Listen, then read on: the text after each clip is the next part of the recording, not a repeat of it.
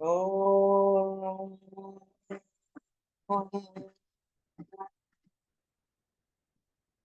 Om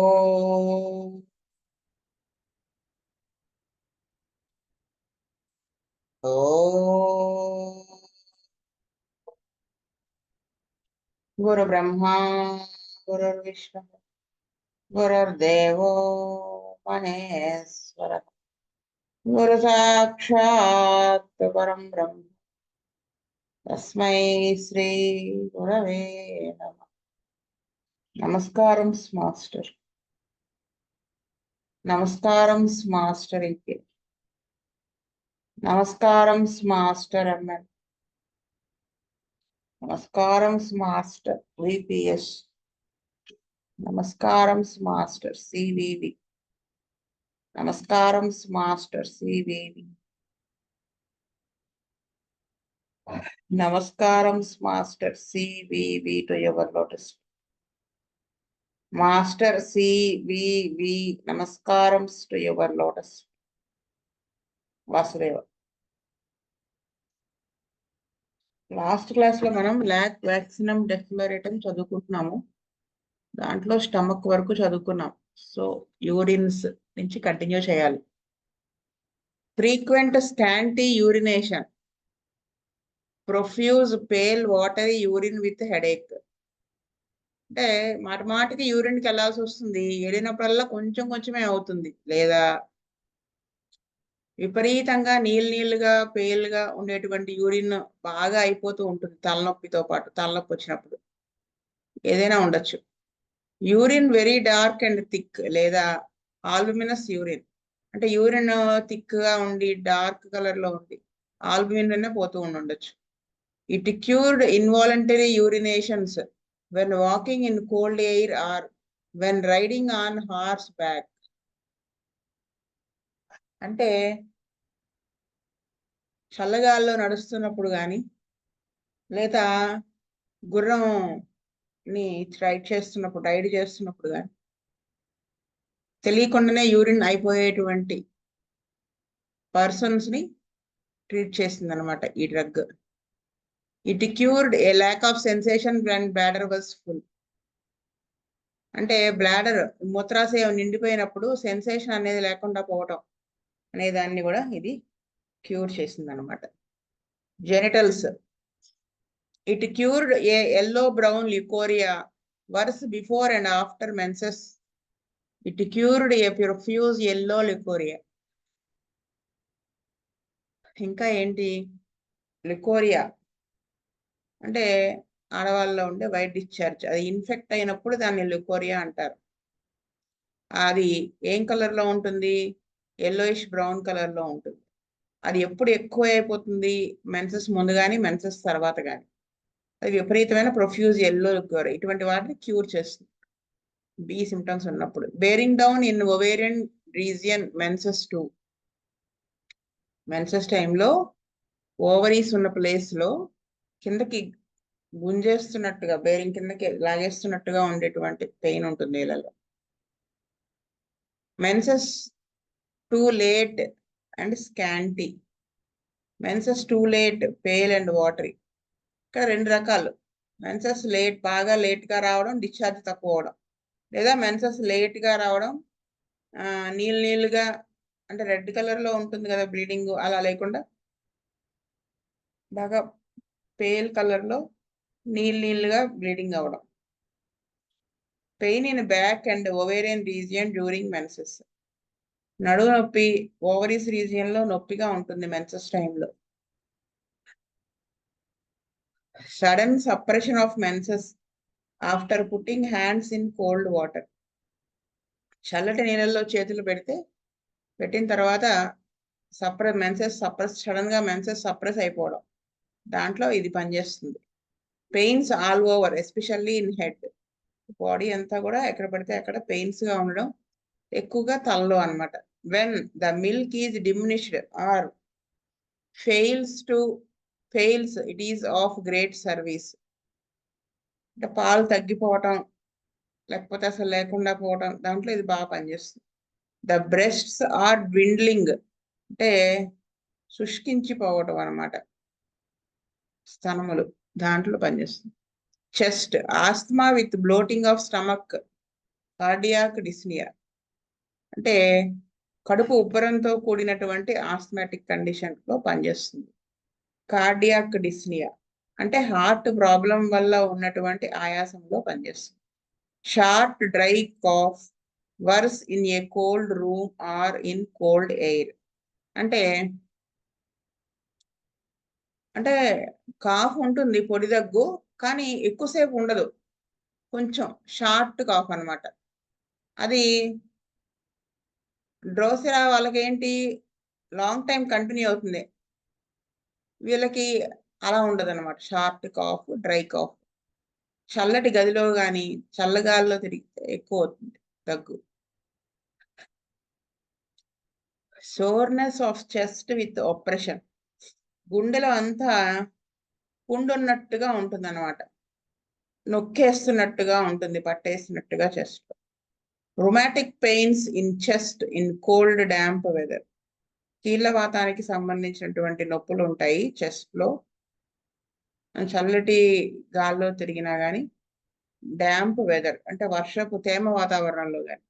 tubercular deposits in apices of the both lungs, lungs కి lobes ఉంటాయని చెప్పుకున్నాం కదా, ఎపెక్స్ పైన టాప్ పార్ట్ లో ఫస్ట్ లోబ్ లో 2 లంగ్స్ లో కూడా ఆ ట్యూబర్క్లోసిస్ కి సంబంధించిన డిపాజిట్స్ ఉండే అటువంటి కేసెస్ కూడా ఇది క్యూర్ చేస్తుంది.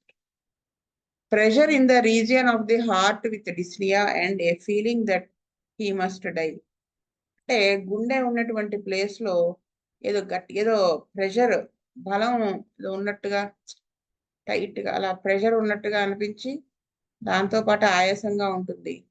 అది ఎలా ఉంటుందంటే ఆ ఒత్తిడి తట్టుకోలేక చచ్చిపోతాడేమో, చావడం ఖాయం అన్నట్టుగా ఉంటుంది. Cutting as with a knife apex of the heart, గుండె పై భాగంలో కత్తితో కట్ చేస్తున్నట్టుగా ఉంటుంది నొప్పి. Pulsation of the heart and flushes of heat in the left side of the face and neck, palpitation from least exertion or excitement, అంటే గుండె దగ్గర పల్సేషన్ ధనారింపుగా ఉంటుంది, ఒంట్లోంచి అంటే ఫేస్ కానీ నెక్ దగ్గర కానీ లెఫ్ట్ సైడ్ అక్కడి నుంచి ఆవిర్లు, వెచ్చటి ఆవిర్లు వస్తున్నట్టుగా ఉంటుంది. ఏ మాత్రం కొంచెం శ్రమ చేసినా ఉద్వేగానికి లోనైన దడ వస్తుంది. Heat up and down the back and across from shoulder to shoulder, వేడి అనేది పై నడుము దగ్గర నుంచి పైకి కిందకి లేదా భుజం నుంచి భుజానికి ఇలా మారుతూ ఉంటుంది. Extreme sensitiveness of the back to cold sponge, అలాని చల్లటి కోల్డ్ స్పాంజింగ్ చేస్తే ఆ బ్యాక్ అనేది చాలా సెన్సిటివ్ గా ఉంటుంది అనమాట, చల్లదనం తట్టుకోలేకపోతే. Herpes on side and neck, itching and burning after scratching, అంటే సర్పి ఉంటుంది ఒక సైడ్ కానీ మెడకి దురద మంట గోకిన తర్వాత ఉంటుంది. Hard pressive pain at 4th cervical vertebra, C4 దగ్గర నొక్కుతున్నట్టుగా, గట్టిగా నొక్కుతున్నట్టుగా పెయిన్ ఉంటుంది. Chills creeping along back between scapulae, 2 గోడల మధ్యలో, 2 రెక్కల మధ్యలో కూడా అదంతా కూడా పాకుతున్నట్టుగా చలి ఉంటుంది అనమాట బ్యాక్ అంతా. Intense burning pain in small of back and sacrum, విపరీతమైన మంటతో కూడిన నొప్పి ఉంటుంది ఎక్కడ, కింద సాక్రమ్ రీజియన్ లో, లో బ్యాక్ అనమాట, లంబార్ రీజియన్ లాస్ట్ లో సాక్రమ్ దగ్గర ఉంటుంది. Constant pain in small of the back, అదనమాట, కంటిన్యూస్ గా ఉంటుంది పెయిన్ అక్కడ. Ends of fingers icy cold, rest of hand warm, ఇది ఒకటి చూడండి, ఫింగర్ టిప్స్, ఫింగర్స్ చివర్ల భాగం అంతా మంచు ముక్కలాగా చల్లగా ఉంటుంది, మిగతా చెయ్యంతా వేడిగా ఉంటుంది. numbness and loss of sensation over outer and anterior surface of thighs, pain pressing down sciatic nerve and heel, morning and rising with nausea and faintness, weakness and aching in the swollen ankles.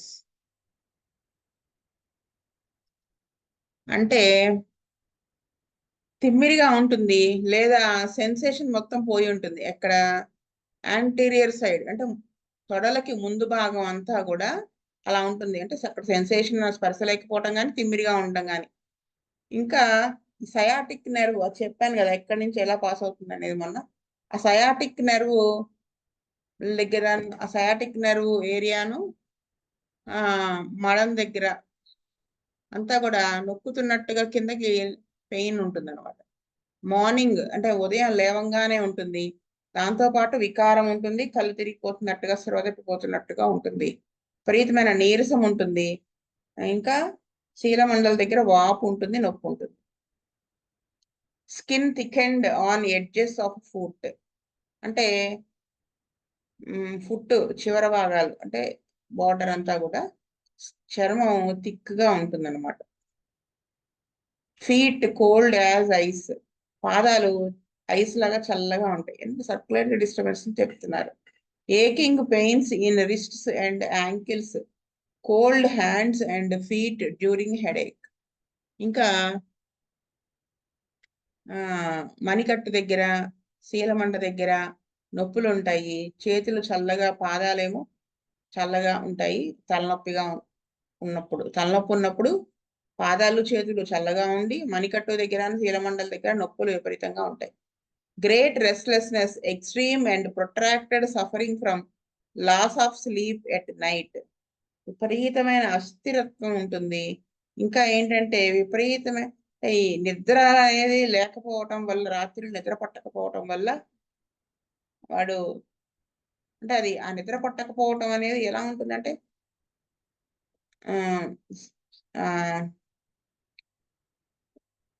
విపరీతమైన restlessness వస్తుంది. Protracted అంటే సుదీర్ఘంగా suffer అవుతాడు అనమాట వీటితో.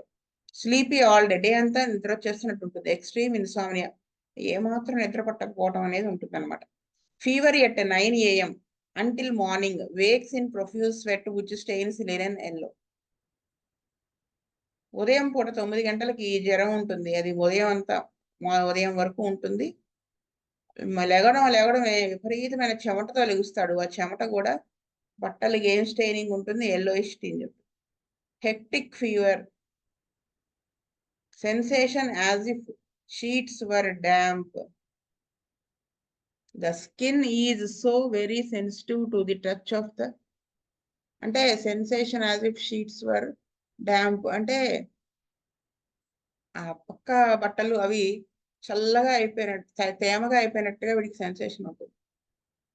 The skin is very sensitive to the touch of a cold hand or sponge that the prover could bath only in very warm water. ఆ skin ఎంత సెన్సిటివ్గా ఉంటుందంటే చల్లదనానికి వాడు స్నానము ఓన్లీ వెచ్చటి నీళ్ళతోనే స్నానం చేయగలుగుతారు. The skin is cold and pale and veins look blue and very prominent. చర్మం చల్లగా పాలిపోయినట్టుగా ఉండి ఆ వెయిన్స్ ఏవైతే ఉన్నాయో అవి బ్లూ కలర్లో కనిపిస్తూ ఉంటాయి, ప్రామినెంట్గా కనపడుతూ ఉంటాయి. హెర్పెటిక్ ఎరప్షన్స్, సర్పి సంబంధించిన ఎరప్షన్స్, పొక్కులు. Itching of the skin, skin దురద, మంట గోకిన తర్వాత ఉంటుందని చెప్తారు. This is about lac vaccinum డెఫ్లోరేటమ్.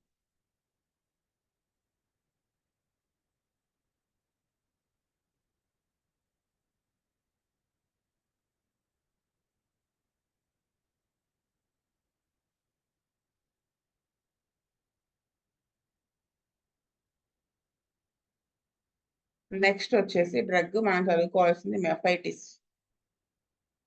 మెఫైటిస్. Clinical asthma, blindness, choking, easy cold, sensitiveness to eyes, affections of laryngismus అంటే గొంతు దగ్గర స్వరపేటిగా నొక్కేస్తున్నట్టుగా ఉన్న ఫీలింగ్ అనమాట. Sight, weak, whooping cough. ఇది భౌతిక వేదనలు.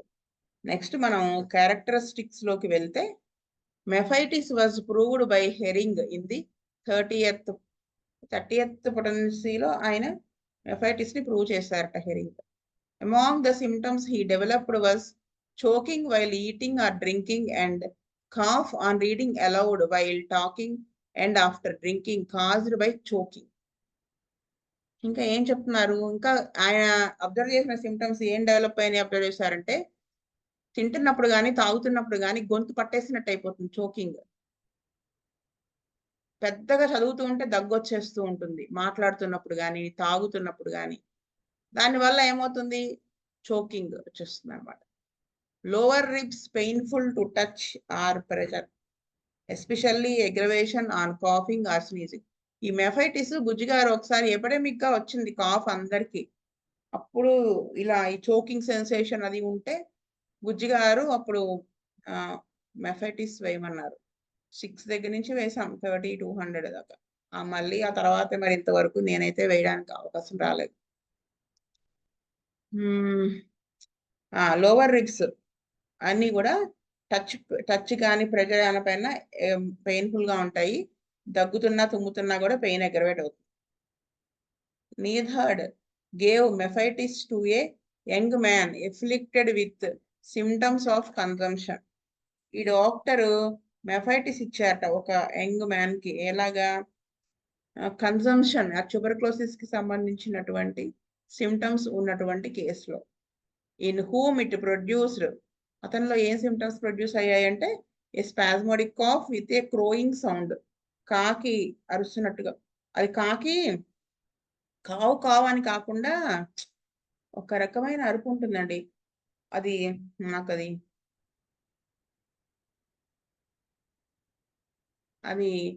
గురగురం అంటుంటుంది కదా, అది నేను మీకు గ్రూప్ లో పెడతాను. ఆ సౌండ్ అన్నమాట అది spasmodic cough with crowing sound. అంటే అది మామూలుగా మనం క్రోయింగ్ సౌండ్ అంటే కావు కావు అంటాము అనుకుంటాం, కానీ కాదు అది. అలాంటి స్పాస్మోడిక్ కాఫ్ లో పనిచేస్తుంది. మీకు వినిపించమంటారా? ఒక్క నిమిషం లైన్ లో ఉంటారా? వినిపిస్తాం. Okay madam. ఓకే, ఒక్క నిమిషం.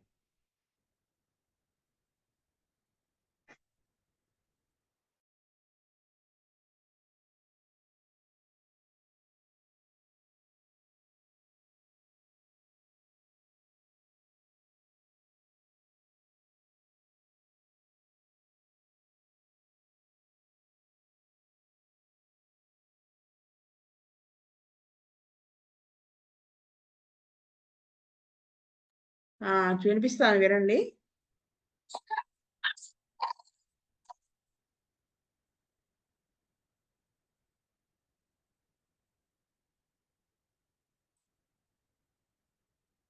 ఇది ఒక సౌండ్, ఇది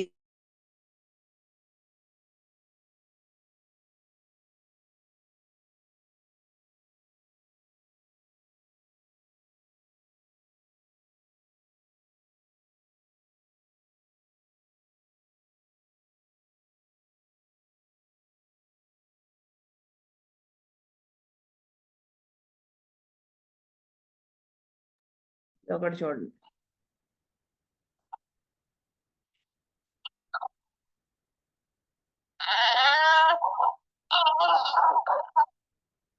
అది అంటే ఒక 2-3 కాకులు చేస్తే అంటాయి కదా, అలాంటి సౌండ్ అనమాట యాక్చువల్ గా.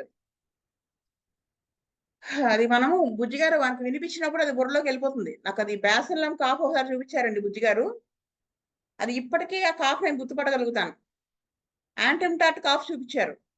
యాంటిమ్టాట్ కాఫ్ ఎలా ఉంటుందంటే, లోపల నుంచి రాదు దగ్గు, ఇక్కడి నుంచే గొంతు నుంచే ఉంటుంది. మనకు వాడి దగ్గర ఏమనిపిస్తుంది అంటే, మొత్తం గొంతు పైన ఉంటుంది కదా, నోటిది చివరి దగ్గర నుంచి చెస్ట్ అంతా నిండిపోయి అసలు ఇంకా వాడు కొంచెం దగ్గరే మొత్తం కళ్ళే, ఒక బకెట్ కళ్ళే వచ్చేస్తుందేమో, గొంతు దాకా నిండిపోయి ఉన్నట్టుగా ఉంటుంది దగ్గు. వాడికి అలాగే ఫ్లమ్ కూడా వచ్చేస్తుంది. వాడి కళ్ళల్లో విపరీతమైన నీరసం ఉంటుంది.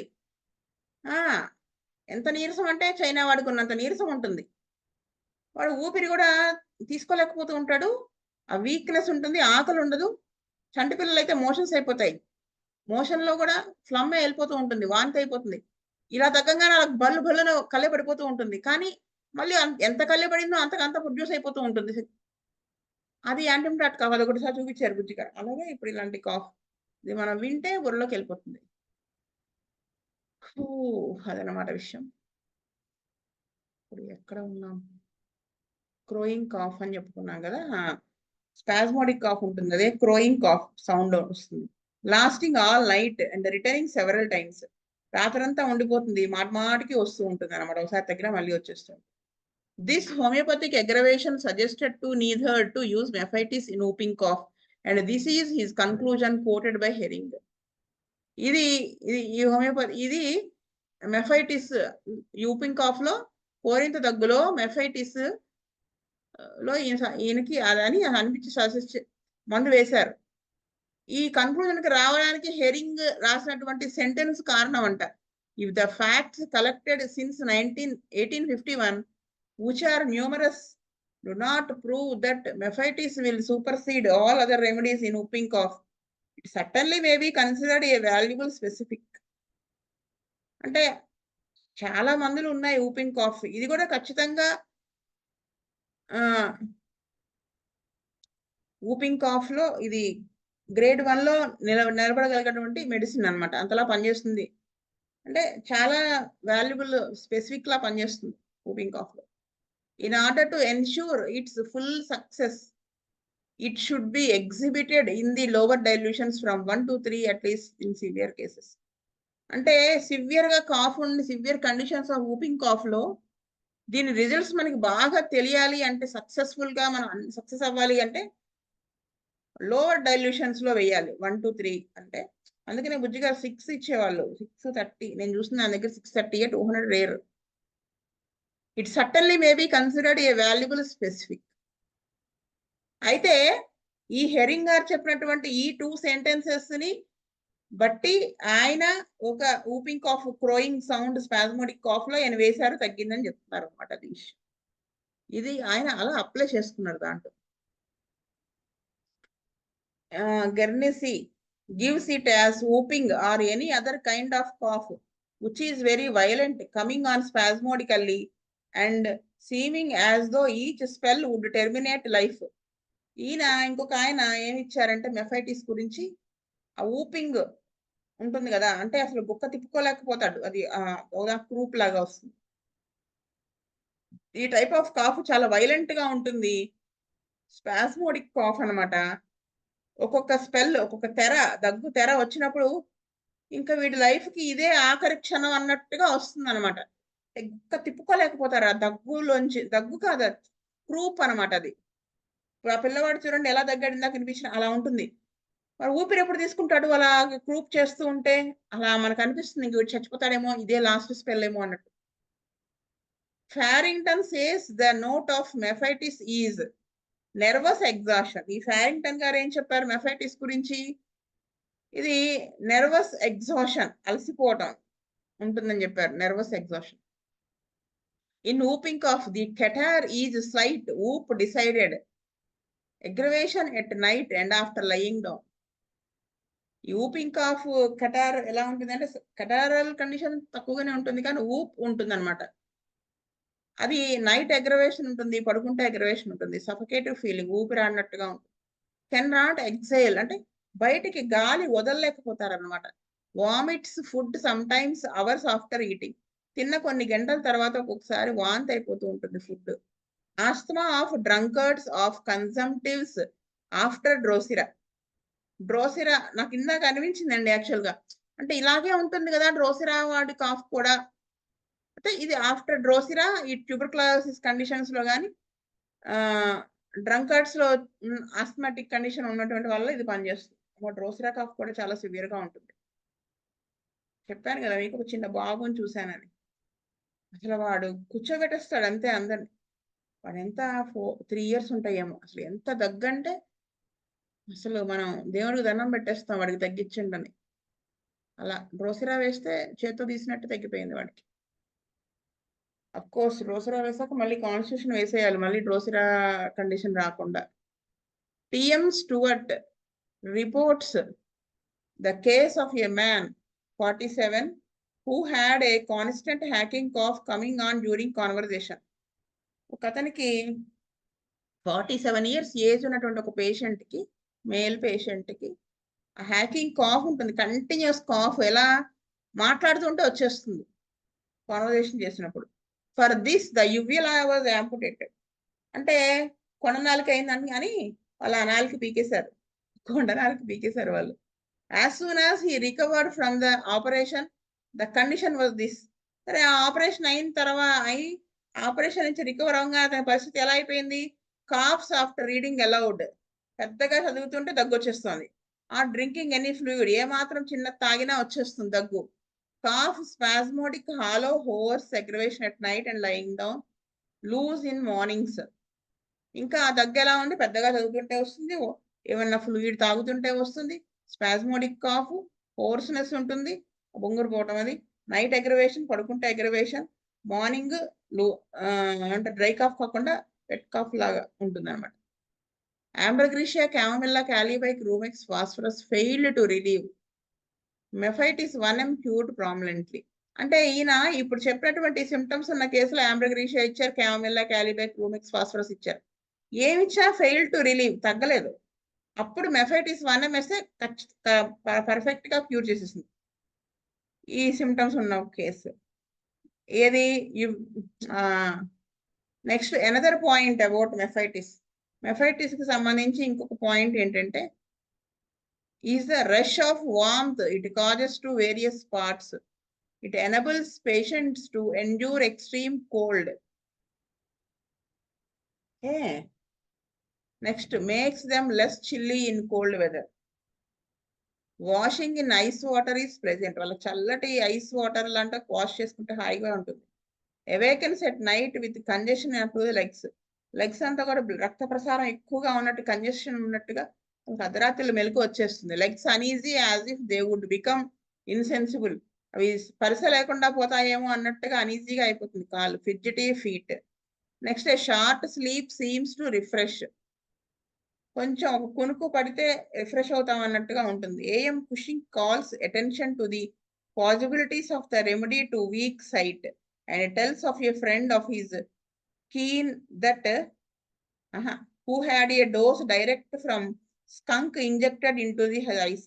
skunk ఈ మెఫైటిస్ తయారు చేసేది ఉడుము నుంచి కదా, దాన్ని డైరెక్ట్ గా ఇంజెక్ట్ చేసుకున్నప్పుడు దాని సైట్ అనేది improve అయిందిట.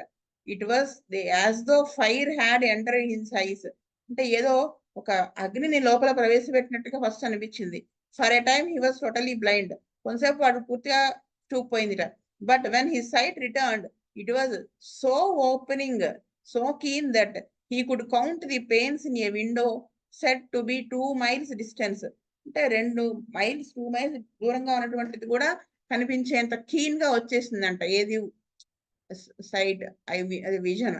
In another case, after getting a poison out of the eye, there was for weeks after a sensation on opening the lids as if breaking glass. On Farrington's advice, it was antidoted by Crotalus. అంటే ఇంకొకటి ఏంటి, ఇంకో కేసులో ఈ I అనేది after getting the poison out of the I, అప్పుడు వాళ్ళకి కళ్ళు తెరుస్తున్నప్పుడు ఏదో గాజు బ్రేక్ అయితే ఎలా కనిపిస్తుంది అలా అనిపిస్తుంది. అప్పుడు ఆయన దాన్ని యాంటిడోట్ చేయమన్నారు క్రోటాలస్తో. Rest and lying down aggravation ఉంటుంది. Sitting up and motion amelioration. Night and day breaks. Aggravation, night and day break. Warm stove amelioration. Colic from cold amelioration. Amelioration, cold washing, ice water aggravation, asthma, touch aggravation. So, ఇది characteristics of the mephititis. స్వస్తి ప్రజాభ్య పరిపాలయం న్యాయేన మార్గేణ మహిమ గోబ్రాహ్మణేభ్య సోమస్తనిచ్చు. లోకా సమస్త సుఖినో భవంతు. లోకా సమస్త సుఖినో భవంతు. లోకా సమస్త సుఖినో. ఓం శాంతి శాంతి శాంతి. వాసుదేవ వాసుదేవ వాసు.